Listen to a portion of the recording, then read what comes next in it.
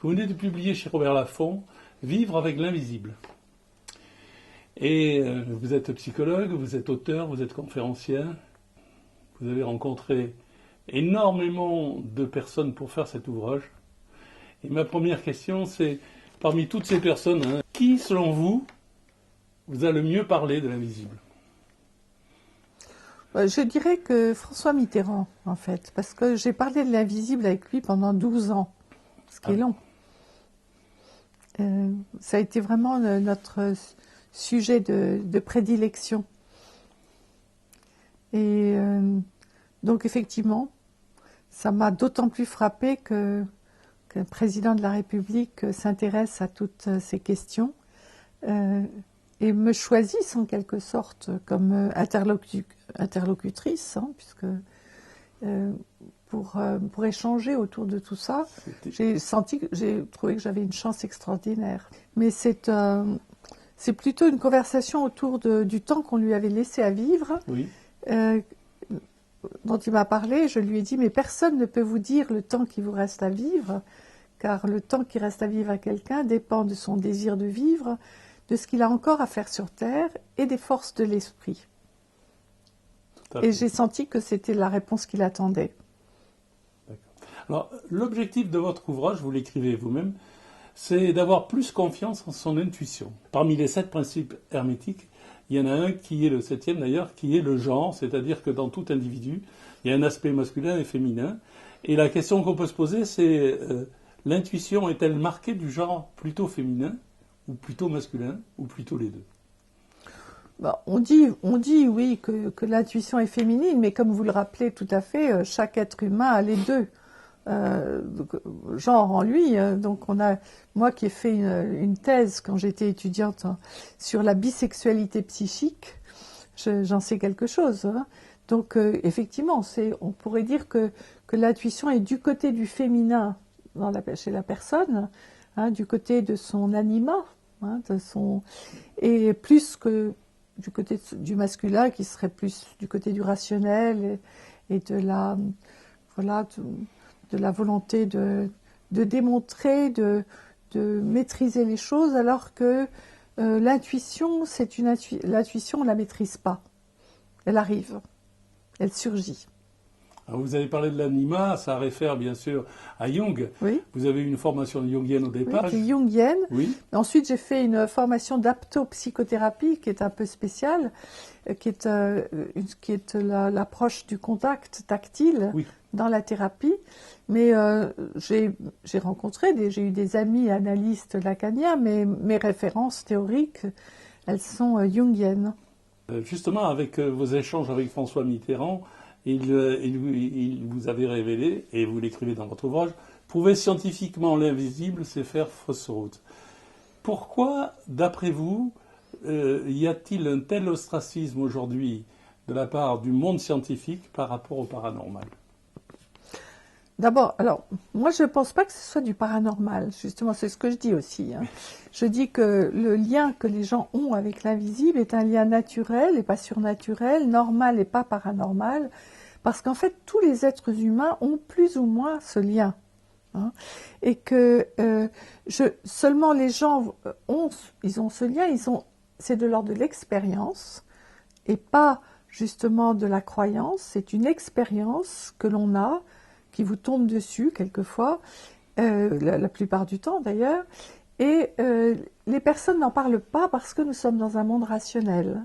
Alors qu'ils savent très très bien que c'est d'un autre ordre, c'est pas du tout de l'ordre de la fabulation, c'est vraiment quelque chose qu'ils perçoivent, qui leur arrive, et ils ont généralement des pieds sur terre, ils ont des responsabilités, ce sont des gens qui sont bien ancrés dans le réel. Et c'est ça qui m'a intéressée, parce que bon, j'en ai eu en quelque sorte la confirmation par le nombre de gens qui m'ont donné des témoignages et qui sont des gens tout à fait ancrés dans le réel. Alors justement, on va parler de certaines de ces expériences. Oui, c'est une très belle histoire. Effectivement, cet ami de 80 ans s'est retrouvé en réanimation dans un état grave, donc intubé, en coma. Moi, j'ai aidé sa femme à obtenir de pouvoir aller auprès de lui, ce que les médecins lui refusaient. Je lui ai dit qu'il n'en avait pas le droit, donc elle a pu aller lui parler. Et puis, ce couple avait donné à cet ami, Sévim, un olivier qu'elle s'apprêtait à jeter dans la poubelle parce que cet olivier lui semblait mort. Et puis voilà que le jour où elle s'apprête à le mettre à la poubelle, elle s'aperçoit qu'il commence à faire des petites pousses, alors que nous étions en novembre. Elle trouve ça très étrange. Comment est-ce que l'olivier qui a été offert par Claude, l'homme malade, commence à faire des petites pousses? Et elle a eu cette idée que peut-être que l'olivier faisait signe que cet ami, eh bien, n'allait pas mourir. Et l'olivier a continué à faire des pousses en plein hiver. Hein. Et elle venait vérifier tous les jours. En même temps, l'ami Claude commençait à aller de mieux en mieux. Hein. Et aujourd'hui, cet ami, il est comme vous et moi. Il n'a aucune trace de ce Covid qui a été très grave. Les médecins eux-mêmes disent, écoutez, c'est miraculeux, on n'a jamais vu ça. Donc, effectivement, là, il y a eu une synchronicité. Mais Jung appelle ça des synchronicités. Et des histoires comme ça, j'en ai recueilli à l'appel, hein, on pourrait dire. Hein. La question qu'on peut se poser, c'est comment développer son intuition. Et j'aimerais que vous nous parliez un petit peu des voies intérieures de Victor Rosenthal, parce que, d'une certaine manière, c'est une approche des connexions, peut-être, non? J'ai été frappée par je dirais à quel point c'est universel, cette histoire de voix intérieure. Hein. Et donc, voilà, c'est quelque chose qui est...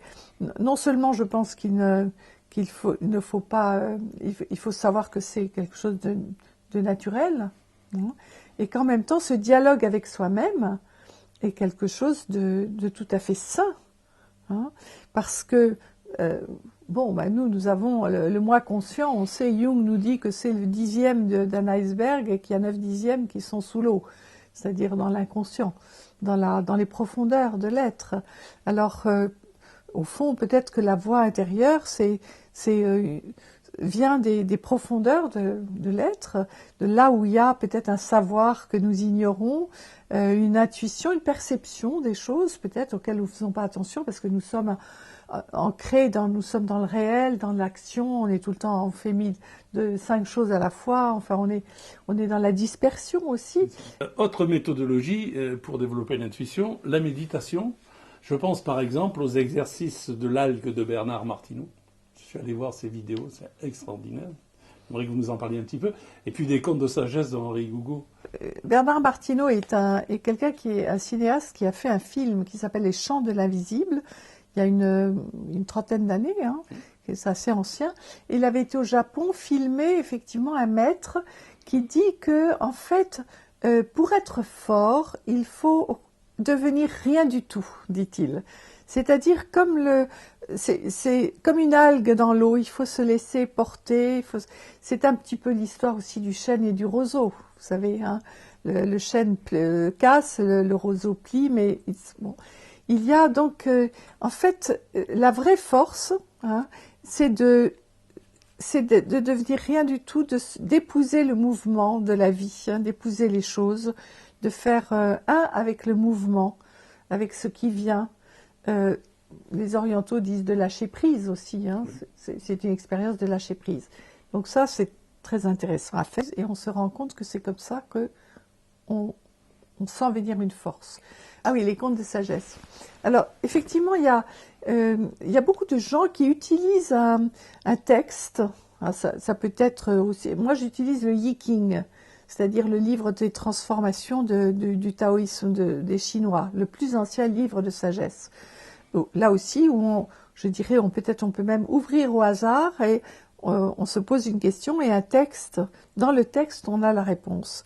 Mais les contes de sagesse, effectivement, on peut tirer un conte au hasard aussi, hein, après s'être posé une question, et on s'aperçoit que le conte contient la réponse. On va la lire dans le conte, en fait. Donc on passe par une médiation. Hein. C'est vrai que beaucoup de gens passent par des médiations parce qu'ils n'ont pas un accès comme ça direct à leur intuition. Il faut passer par, voilà, par quelque chose d'autre. Ok. Parlons un peu des prémonitions aussi. On peut penser à quelqu'un et puis effectivement quelqu'un appelle juste à ce moment-là. Ou alors on peut penser à quelqu'un et puis on va lire quelque chose dans un journal qui est en rapport avec la personne auquel on a pensé. Tout à fait. Voilà. C'est correspondance et prémonition. Alors, autre prémonition, celle de Marie-Laure Colonna, qui a un rêve prémonitoire sur les gilets. Racontez-nous un petit peu ça. Elle a raconté effectivement qu'elle avait, je sais pas si, je crois que c'était un rêve, hein, Oui, c'était un dans rêve. lequel elle voyait énormément de gens dans la rue, effectivement une manifestation, et c'était quelques mois avant que il y ait les gilets jaunes qui débarquent tous les samedis sur les ronds-points, et donc elle donnait cet exemple comme pour montrer que les rêves sont parfois des rêves qui annoncent l'avenir. Et c'est un peu ce qui s'est passé avec Séville Moredinger, avec pendant le confinement, son corbeau. Son oiseau, oui. Son oiseau, oui. Oui, c'est un oiseau qui est, oui. Alors là aussi, c'est intéressant parce que elle a fait un rêve d'un oiseau qui venait, et l'oiseau, c'est aussi souvent dans les rêves, il vient, c'est un messager, hein. C'est le symbole du messager. Et le lendemain, un oiseau est venu taper à sa vitre. Alors elle était très surprise et elle s'est rendue compte que cet oiseau est resté dans son jardin pendant tout le confinement.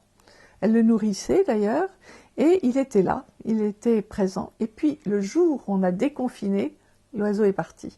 Il lui a fait signe d'ailleurs, il lui a dit au revoir, il s'est perché sur chacune des chaises du jardin pour une sorte de petit rituel, et puis il s'est envolé.